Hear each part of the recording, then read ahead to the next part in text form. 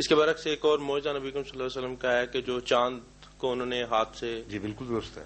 تو کیا اس سے اللہ تعالیٰ کا جو نظام تھا وہ قانون خدا بالکل درم نہیں ہوا، درم برم نہیں ہوا. اس کی وجہ یہ ہے جسٹ ایک یہ طاقت ایک نبی کی انگلی یا ان کے خدا. میری بات سن لیں آپ، یہ بھی تو دیکھیں کہ ہوا کیا تھا. جی قرآن کریم نے جب یہ فرمایا کہ نظر آپ نے اٹھائی اقتربت الساعۃ وانشق القمر، یہ نہیں فرمایا کہ محمد رسول اللہ صلی اللہ علیہ وسلم نے انگلی اٹھائی اور انگلی کی طاقت سے چاند پھٹا ہے. جی جو قرآن نے کہا ہے اس تک رہیں. جی مولوی کی بات سر بھلا دیں تھوڑی دیر کے لیے. نہیں بات میری بات سن لیجیے. چلیں جو قرآن نے کہا ہے ابھی اس کی حد تک رہتے ہیں. ابھی مولوی کی کہانیوں کو چھوڑ دیں ایک طرف. قرآن کریم فرماتا ہے اقتربت الساعۃ وانشق القمر، کہ قیامت قریب آ گئی اور چاند دو ٹکڑے ہو گیا. جب یہ آیت نازل ہوئی ہے تو تب آپ نے چاند کی طرف انگلی اٹھائی ہے، نہ کہ انگلی اٹھانے کے بعد وہ چاند پھٹا ہے. ساری روایتیں یہی بات بیان کر رہی ہیں. آپ کو تو خیال بھی نہیں آ سکتا تھا کہ چاند پھٹا ہے. جب خدا کی طرف سے یہ الہام ہوا ہے، یہ علم پا کر آپ نے انگلی اٹھائی اور واقعتاً لوگوں نے چاند کو دو ٹکڑے ہوتے دیکھا. سمجھے؟ جی. اب سوال یہ ہے کہ کیا واقعتاً چاند دو ٹکڑے جسمانی طور پر ہوا تھا یا ایک کشف تھا؟ یا تیسرا سوال یہ ہے کہ کیا واقعتاً دوسرے لوگوں کو بھی دکھائی دیا تھا اور کشف نہیں تھا بلکہ کوئی اور طریق تھا کہ چاند دو ٹکڑے دکھائی دیا ہو مگر واقعتاً دو ٹکڑے نہ ہوا ہو؟ یہ تین امکانات ہیں. ٹھیک ہے؟ ان تینوں امکانات میں سے میرے نزدیک جو آخری بات میں نے کی ہے وہی واقعہ ہوا ہے.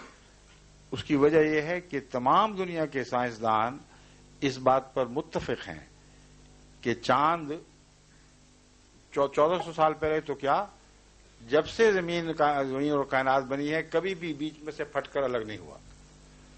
اور اگر ایسا ہوتا تو قیامت پہلے ہی آ چکی ہوتی. 100% اہل علم کی گواہی یہ ہے اور قرآن سچا ہے. اس لیے وہ تعبیر قرآن کی کرنی پڑے گی جس سے اہل علم کو مجبور کریں کہ قرآن کی گواہی کو مانیں اور کائنات میں رکھنا نہ مانے اس کے باوجود ثابت کیا جا سکتا ہو. اس پہلو سے جو میں نے تحقیق کی ہے اس کی روح سے صورتحال یہ بنتی ہے کہ ایک تو حضرت مسیح علیہ السلام کی تحقیق کا خلاصہ یہ ہے کہ یہ جو واقعہ ہے یہ اہل عرب نے لازماً دیکھا ہے. اگر نہ دیکھا ہوتا تو اسی وقت قرآن کو چھوڑ کر اس کہہ دیتے کہ یہ دیکھو جھوٹ بولا اور کوئی واقعہ نہیں ہوا. بلکہ ہندوستان کے بادشاہوں اور راجوں نے بھی یہ واقعہ دیکھا اور اپنی تاریخ میں اس بات کو منضبط کیا ہے. بس چاند کے پھٹنے کو دیکھنا کسی ایک اکیلے عرب کے ساتھ، ایک ملک عرب کے ساتھ وابستہ نہیں، دوسرے ملکوں نے بھی اس کی تائید میں گواہی دی ہے. اور دو ہی ملک ہیں جن کی گواہی ہے، ایک عرب کی اور ایک ہندوستان کی. ٹھیک ہے؟ ان دو ملکوں سے ضرور تعلق ہے چاند کا، اور باقی جگہ دنیا میں کہیں گواہی نہیں ملتی. جو اہل علم اعتراض کرتے ہیں وہ یہ بھی کرتے ہیں کہ چاند نے اگر پھٹنا تھا تو کیا صرف عرب کو دکھائی دیا، صرف ہندوستان کو دکھائی دیا، باقی ساری دنیا کو کیوں دکھائی نہیں دیا؟ کیوں لوگوں نے ریکارڈ نہیں کیا یہ واقعہ؟ اور سائنس کی روح سے ویسے بھی ناممکن ہے. تو اب میں آپ کو دوسرا حل بتاتا ہوں.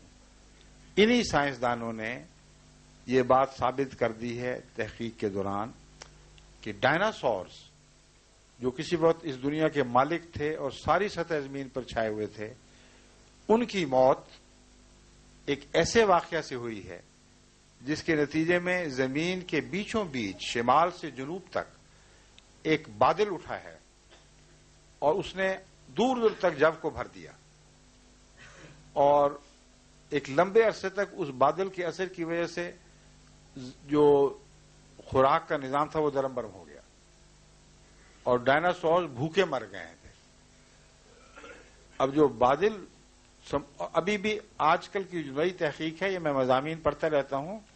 ابھی کچھ عرصہ پہلے میں نے ایک رسالے میں مضمون پڑھا اور میں حیران رہ گئے دیکھ کر کہ انہوں نے وہ لکیر اور اس کے آثار باقیہ دریافت کر لیے ہیں، کیونکہ چاند سے ایک بہت بڑا میٹیور گرا تھا جس میں ایریڈیم میٹل شامل تھی اور بعض مولیبڈینم وغیرہ بعض ایسی ریئر میٹل شامل تھیں کہ جو ابھی تک اس لائن پر موجود ہیں، اور اس علاقے کے پانی کا زمین تک اگر آپ تجزیہ کریں تو اس گرنے والے بہت عظیم آسمان کے ٹکڑے کا آج تک نشان موجود ہے۔ اب جب چاند کی سطح پر بمبارڈمنٹ ہو رہی ہے میٹیورز کی، اگر ایک بڑا میٹیور وہاں گرے تو ہرگز بعید نہیں کہ خاک کا ایک ایسا طوفان اٹھے جو زمین سے دیکھنے والے کو یہ دکھائے کہ گویا چاند دو ٹکڑے ہو گئے۔ اور اس واقعہ کو جو میں نے زمین کا واقعہ بیان کیا، اس کو اگر چاند سے آپ دیکھیں گے تو دیکھنے والا یہی سمجھے گا کہ زمین دو ٹکڑے ہو گئی ہے، مگر زمین دو ٹکڑے ہو کر جلدی نہیں ملی۔ چاند سے جو گرد و غبار اٹھتی ہے وہ ایک دم اٹھتی ہے اور ایک دم ہی بیٹھ جاتی ہے، لمبا عرصہ نہیں لیتی۔ آپ کے لاجک کے مطابق کہ جو خدا اللہ تعالیٰ ہے وہ جو سائنس کے جو نظام ہے اس کے تابع ہے کہ ایسے برتر ہے؟ سائنس کا نظام اللہ کے تابع ہے، اللہ کے تابع۔ بالکل۔ تو اس لیے کیونکہ اللہ اپنے تابع نظام کو جس کو اس نے خود بنایا ہو اس کو جاہرانہ طور پر توڑا نہیں کرتا۔ تو یہی تو سائنس کہتی ہے کہ انسان جو ہے وہ آج سے کروڑ سال پہلے کسی ایسے کوئی تجربہ، جیسے لوئک پاسچر کا ایک سائنس کا ذکر آتا ہے کہ آج سے اتنے سال پہلے ہارمون، تو پھر اور بات کرتا تھا، مگر میری بات سن لیں۔ آپ ارتقاء کی بات کر رہے ہیں، لوئک پاسچر کا پڑھا اس لیے ذکر، ڈارون کی بات کر رہے ہیں شاید۔ ہاں وہی بات کر رہے ہیں۔ قرآن کریم خود ارتقاء کو ثابت کرتا ہے، تو جھٹلا کہاں رہا ہے قرآن کریم؟ تو میرا مطلب پھر حضرت آدم علیہ السلام کو اللہ تعالیٰ نے کیسے؟ آدم علیہ السلام 5000 سال پہلے یا 6000 سال پہلے نہیں پیدا ہوئے، اس سے پہلے انسان موجود تھے، اور قرآن کریم نے کہیں بھی نہیں لکھا کہ آدم پہلا انسان تھا۔ اللہ تعالیٰ نے تو آدم کو ہرگز نہ پہلا انسان لکھا، نہ انکار کیا کہ اس سے پہلے کوئی مخلوق موجود تھی، بلکہ آدم وہ پہلا نبی ہے جس کی اطاعت بنی نوع انسان پر فرض کی گئی تھی، اور اس پہلو سے اس سے پہلے انسان موجود تو تھے مگر لامذہب تھے۔ تو اگر آپ نے احمدیت کو سمجھنا ہے تو یہ نہ خیال کریں کہ نعوذ باللہ من ذالک ہم خدا کی قدرت کے مخالف ہیں۔ ہم خدا کی قدرت کی تائید میں یہ مجبور ہیں یہ باتیں کہنے پر، کیونکہ اگر آپ نے خدا کو ایک کہانی بنانے والے کے تصور کے مطابق دنیا کے سامنے پیش کیا تو ایسا خدا دنیا ہر جگہ رد کر دے گی۔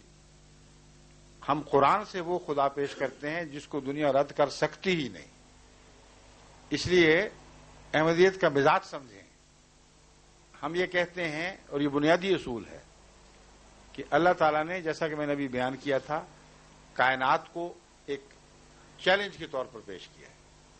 فرمایا میری کائنات میں جو قانون ہیں وہ اسی طرح چلے آ رہے ہیں جیسے تھے، اسی طرح چلتے رہیں گے، کوئی نہیں ہے جو ان کو تبدیل کر سکے، اور اس میں کوئی رکھنا نہیں ہے۔ جب رکھنا نہیں ہے تو جب قانون توڑیں گے تو رکھنا پیدا ہوگا۔ تو اللہ کی طرف ایسی بات غیر معقول بات کہ کائنات پیدا کرے بغیر رکھنے کے اور پھر اس کے نظام کو توڑ کر اس میں رکھنا پیدا کر دے، یہ بچگانہ کہانیاں ہیں۔ قرآن اور اسلام سے ان کا کوئی تعلق نہیں ہے۔ بس میں جو آپ کے سامنے مضامین پیش کر رہا ہوں یہ قرآن کی تائید میں ہے، نہ کہ اس کے مخالف ہیں۔ اگر آپ پیغام سمجھ لیں حکمت کا تو آپ کا دل روشن ہو جائے گا، اگر نہیں سمجھیں گے تو کہانیوں میں بستے رہیں گے۔ جو عیسیٰ 2000 سال نہیں اترے وہ اگلے 2000 میں بھی نہیں اترنے۔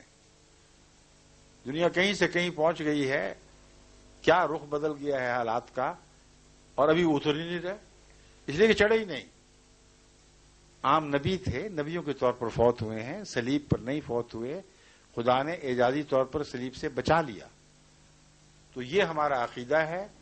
اس نقطۂ نگاہ سے آپ جماعت احمدیہ کے عقیدے اور اس کی تشریحات پر غور کریں گے تو مجھے یقین ہے کہ آپ کو تسلی ہوگی کہ ہم قرآن کے یا اسلام کے مخالف معنی نہیں کرتے، بلکہ قرآن اور اسلام کی تائید میں سائنس کی گواہیاں پیش کرتے ہیں۔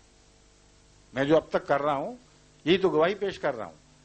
کہ وہ سائنسدان جو کہتے تھے یہ ممکن نہیں ہے، میں نے ان کی گواہی سے ثابت کر دیا کہ چاند پر میٹیورز کا گرنا ان کے نزدیک نہ صرف ممکن ہے بلکہ آئے دن ہوتا رہتا ہے، اور جب ہوتا ہے تو کچھ غبار ضرور اٹھتی ہے، وقتی طور پر چاند میں سپاٹس نظر آتے ہیں۔ اگر زمین کی طرح اتنا بڑا میٹیور گرا ہو جس نے شمال سے جنوب تک سمندر کو 2 ٹکڑے کر دیا، تو چاند کے اوپر کیا گرد و غبار کا ایسا طوفان نہیں اٹھے گا کہ دیکھنے والا سمجھے کہ 2 حصوں میں ٹوٹ گیا ہے، اور پھر وہ بیٹھے گا یا بکھر جائے گا طوفان، تو ایک چاند جڑا ہوا دوبارہ دکھائی دے گا۔ لیکن اس بات کا ثبوت کہ یہ مانوی کلام ہے، لفظی نہیں ہے، یہ اسی آیت میں موجود ہے۔ یہ آخری بات میں آپ کو سمجھانی چاہتا ہوں۔ قرآن کریم فرماتا ہے اقترب الساعۃ وانشق القمر، ساعت قریب آ گئی، بالکل قریب آ گئی، اقترب، اور چاند پھٹ گیا۔ اب ساعت کا مطلب قیامت ہے کہ نہیں؟ ٹھیک ہے نا جی۔ مولوی جو لفظی ترجمے کے قائل اور اس پر اصرار کرتے ہیں، آپ ان سے پوچھئے تو صحیح کہ ساعت کا مطلب قیامت ہے کہ نہیں؟ کہیں ہاں۔ ان کو کہو تو پھر قرآن نعوذ باللہ جھوٹا ہے، کیونکہ قرآن تو کہتا ہے چاند کے پھٹنے کے ساتھ ہی قیامت آ جانی چاہیے تھی۔ کہاں آئی قیامت؟ 1400 سال ہو گئے ہیں، گئی کہاں وہ قیامت؟ کوئی جواب دیں تو مجھے بھی بتائیں۔ ایک اور سوال سر۔ نہیں، ایک جواب ختم ہو جائے۔ اس بات کا قطعی ثبوت ہے کہ لفظی ترجمے کرنے جائز نہیں ہیں۔ قرآن نے پیغام دیے ہیں، ساتھ کا ایک مطلب قیامت بھی ہے، مگر ایک مطلب جس کو تمام پرانے علماء مانتے ہیں، آج کے علماء کو مجھے کوئی پرواہ نہیں، کہتے ہیں کہ عظیم روحانی انقلاب کو بھی ساعت کہا جاتا ہے۔